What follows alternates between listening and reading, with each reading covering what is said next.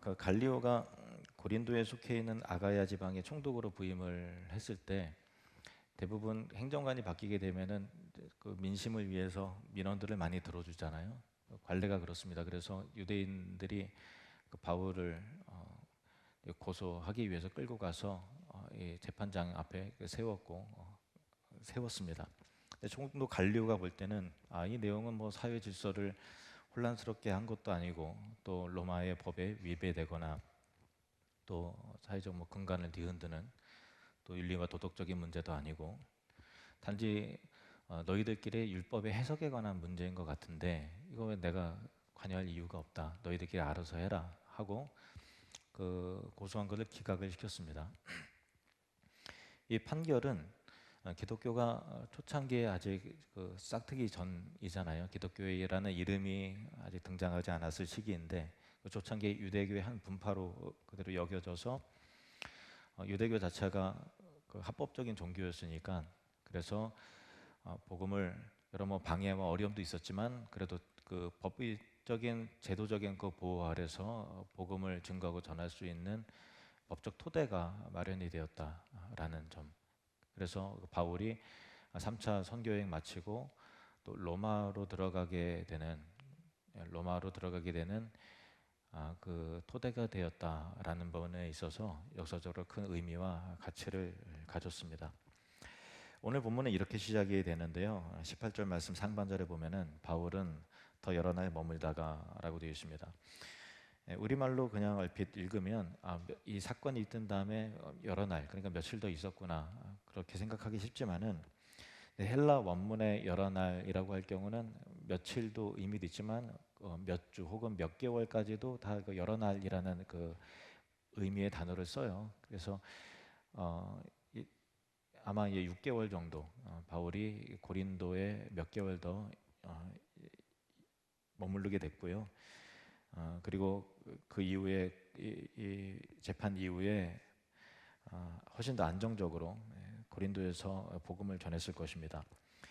그 이전은 바울이 유대인들로부터 지속적인 괴롭힘과 뭐 모함과 또 어려움을 겪었잖아요. 그래서 뭐 고소가 됐는데 고소한 결과 그 핍박의 결과로 오히려 자유롭게 그 복음을 증거할 수 있는 토대가 마련되었으니 참 하나님께서 하시는 방법은 우리의 상상과 우리의 그 생각 이상의 일들을 펼치시는 하나님이세요.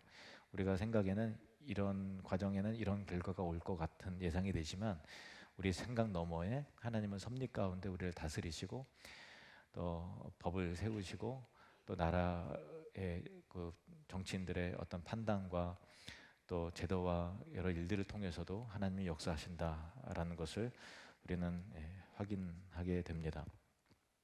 이것은 또한 바울의 환상 중에서 약속하신 예수님의 말씀의 실현이었는데요. 9절 10절 말씀을 보시면 밤에 주께서 환상 가운데 바울에게 말씀하시되 두려워하지 말며 침묵하지 말고 말하라. 내가 너와 함께 있음에 어떤 사람도 너를 대적하여 해롭게 할 자가 없을 것이니 이는 이 성중에 내 백성이 많음이라 하시더라. 그러니까 이 바울이 두려워 떨 때 이 말씀하셨잖아요. 그리고 나서 재판 과정이 있었고 과연 하나님께서 바울을 지켜주시고 복음을 전파할 수 있도록 해주시는 그 약속이 실현되는 일들을 우리가 보잖아요. 역시 하나님은 약속의 하나님이시고 약속하신 말을 반드시 이행하시고 실현하시는 신실하신 하나님을 이라는 것을 우리는 깨닫게 됩니다. 하나님께서 여러분을 향한 약속과 여러분의 삶을 반드시 지켜주시고 보호해주시는 그 하나님을 믿고 신뢰하시기를 바랍니다.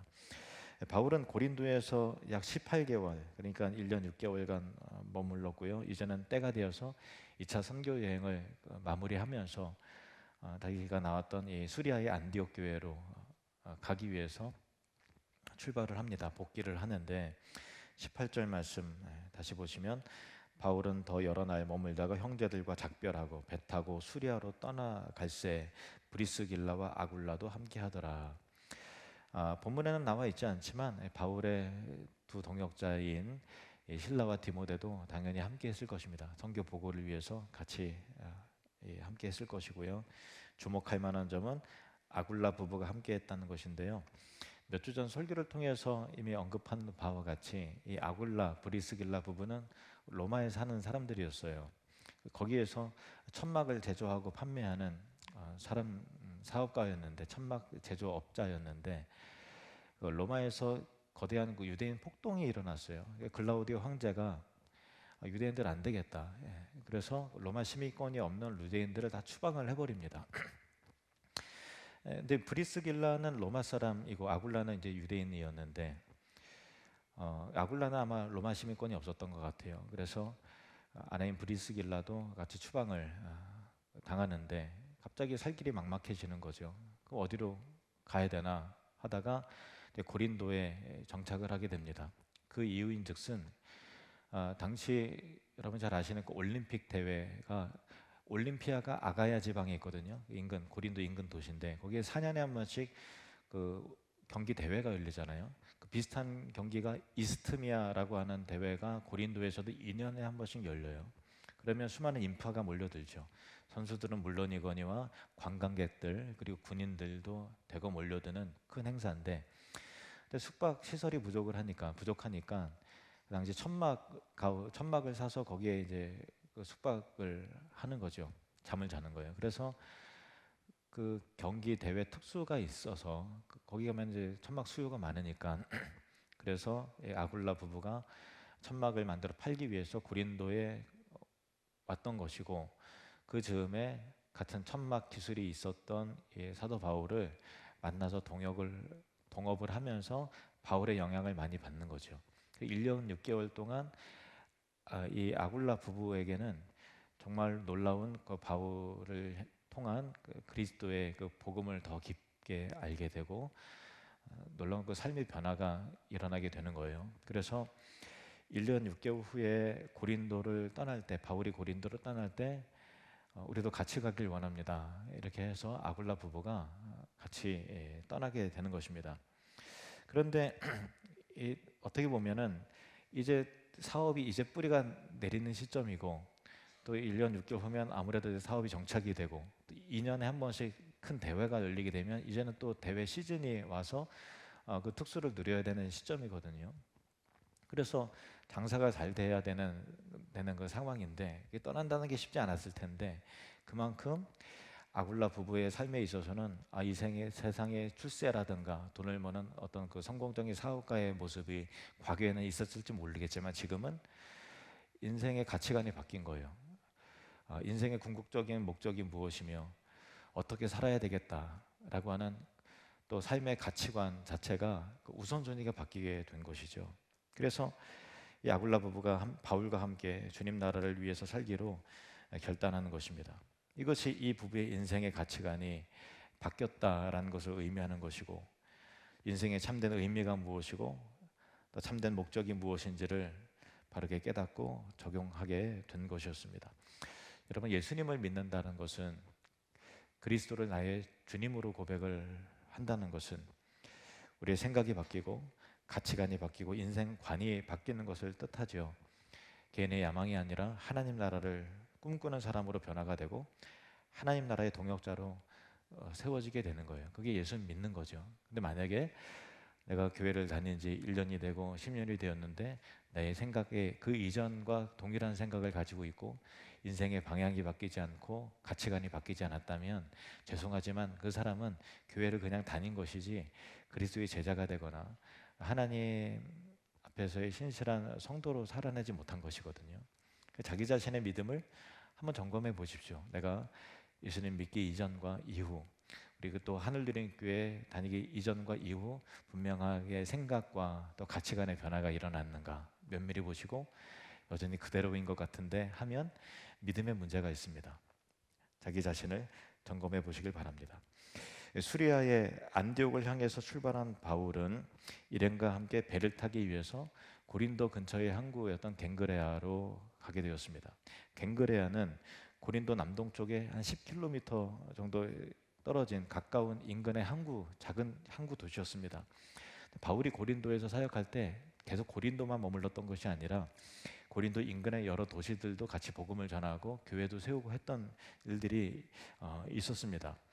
그래서 이 고린도 인근이었던 이곳에도 복음을 전하고 교회가 세워지게 됐는데, 갱그레아 교회가 세워질 때 헌신했던 특별한 여성도회가 소개가 되는데, 다른 서신에 보면 로마서 16장 1절, 2절 말씀을 보시겠습니다.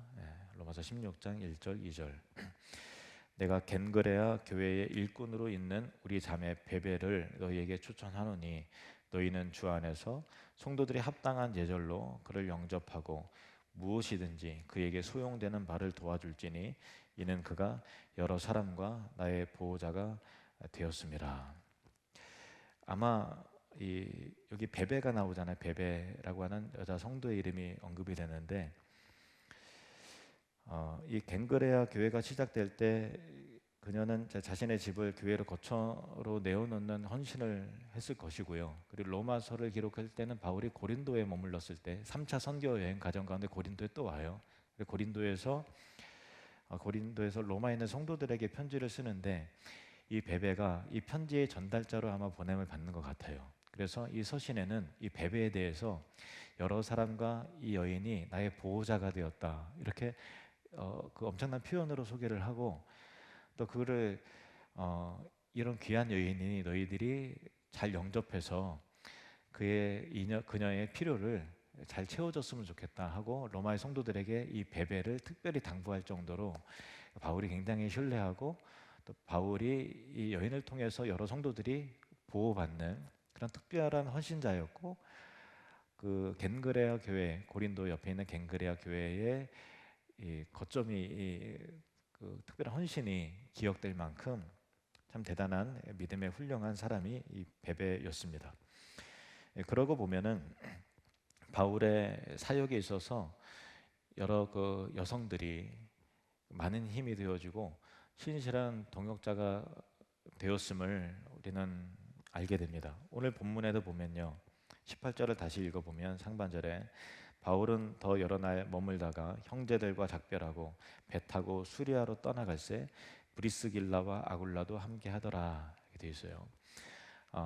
근데 이 브리스길라와 아굴라 이렇게 소개가 되잖아요. 아굴라가 남편이고 브리스길라가 그 아내예요. 좀 뭔가 이상하죠. 왜 그러냐면 우리 정서에도 보통 이제 남자의 이름을 먼저 거론을 하잖아요. 유대인의 정서에도 더더욱 그 남자가 항상 먼저 등장하고, 여자 같은 경우는 그 숫자에도 포함시키지 않을 정도의 그 정도의 어떤 정서가 있거든요. 근데 이 브리스길라가 아굴라의 이름보다 먼저 있다라는 것은 뭘 의미하는가? 참 예외적인 특수한 그 상황인데 뭘 의미하는가 할 때, 지난번에 설명드렸다시피 브리스길라는 이제 분명히 또 브리스가인데, 브리스가라고 하는 로마의 귀족 집안이 있어요. 그래서 이 브리스길라가 그 귀족 출신이기 때문에 신분적으로 이 식민지 출신이 유대인보다 남편보다 훨씬 더 높은 계층의 사람이기 때문에 아마도 이 브리스길라의 이름이 먼저 쓰여졌을 것이다라는 보는 의견이 있고, 또 하나는 이 믿음과 헌신의 내용이 남편 아굴라보다 훨씬 더 대단한 본받을 만한 훌륭한 여성이었기 때문에 여성의 이름이 그 당시 초대교회 사람들에게 더 많이 알려져 있고 익숙하기 때문에 그런 의미에서 브리스길라 이름이 먼저 거론됐을 것이다라고 하는 그 신앙의 관점에서 보는 의견도 있어요. 뭐 두 가지 이유가 다 포함됐을 수도 있죠. 아무튼 그런 관점에서 본다면 아굴라도 참 훌륭한 그 믿음의 사람이었지만 브리스길라가 더 많은 헌신과 믿음의 사람이었고, 또 그런 측면에서 본다면 또 아굴라도 그래서 더 훌륭하구나라는 것도 또 알게 돼요. 왜냐하면 브리스길라가 그 믿음의 말들을 하고 헌신과 감동을 받아서 하는 그 제안을 아굴라가 잘 귀 기울여 듣고 존중했었다는 것을 의미하는 거잖아요. 그러니까 아내의 믿음을 인정해주고 그의 어떤 영적인 예민함에 대해서 존중하는 마음이 아굴라에게 있는 거예요. 그래서 이 아내가 하자는 대로 브레이크를 걸지 않고 하자는 대로 이게 따라주는 거예요. 아내를 그만큼 신뢰하는 거죠. 그런 사람이었어요. 그래서 아마 이 고린도를 떠나서 하나님 나라의 삶을 위해서 우리의 삶은 자체를 드렸으면 좋겠다라고 하는 그 제안을 브리스길라가 먼저 했을 가능성이 있고요. 아굴라는 당신의 생각이 그렇다면 그렇게 했으면 좋겠다라고 아마 따라 주었을 것입니다. 공감해 주었을 거예요. 이런 모습을 보면은 아굴라의 믿음도 남편으로서 아내를 존중해주고 또 아내의 결정을 귀 기울여 듣고 또 공감해주는 또 남편으로서 본이 될 만한 그런 그 훌륭한 사람이었음을 우리는 깨닫게 되는 거예요. 무조건 아내가 하자는 대로 했던 게 아니라 브리스기가 갖고 있는 은사와 그 믿음의 분량을 충분히 인정해주는 그런 남편으로서의 역할을 잘했다는 거예요. 아무튼 이 갱그레아 교회의 베베나 또 브리스길라나 다 바울의 동역자로서 교회와 복음을 위한 헌신의 내용들이 대단했던 초대교회에 주목할 수 있는 제자들이었다라는 것이고요. 아시다시피 바울이 이 마게도냐 지역에 처음에 건너왔을 때 유럽 최초의 교회가 그 빌립보에서 세워지잖아요. 그 빌립보 교회가 세워졌을 때도 그 자주색 옷감 장사인 루디아가 바울을 영접해서 그 루디아의 집에 교회가 세워졌듯이 이 초대교회 여자 성도들의 희생과 헌신을 통해서 복음의 확장과 선교 그리고 교회가 세워졌다라는 것은 우리가 성경이 계속해서 언급하는 바입니다. 복음서에서 예수님의 사역을 관찰해 보면은 12 제자들은 남자였지만 12 제자들만 제자가 아니었고 같이 수종들면서 따라다니는 여자 제자들도 있었어요. 그리고 예수님께서 고난 받으실 때 다른 남자 제자들은 막 도망가고 사라지고 했는데 끝까지 그 고난의 현장에 너무나도 더 두렵고 또 믿음이 흔들릴 수 있을 만한 그 어려운 시기에 끝까지 십자가의 곁에 가장 가까이에서 예수님의 고난을 같이 동참하고 기도했던 제자들은 여자 성도들이었다라는 거죠. 그리고 예수님의 그 죽으심을 슬퍼하면서 장사를 지내고 또 부활하신 예수님을 제일 먼저 만난 사람, 부활의 첫 증인들이 여자 성도들이었어요. 그러니까 기독교 그 신앙의 교리의 역사 속에서 구속사 가운데서 십자가와 부활을 가장 중요하잖아요. 십자가와 부활이 우리 복음의 핵심이라고 할 수 있는데 십자가와 부활에 가장 가까이 있었던 사람들이 그 여자들이었어요.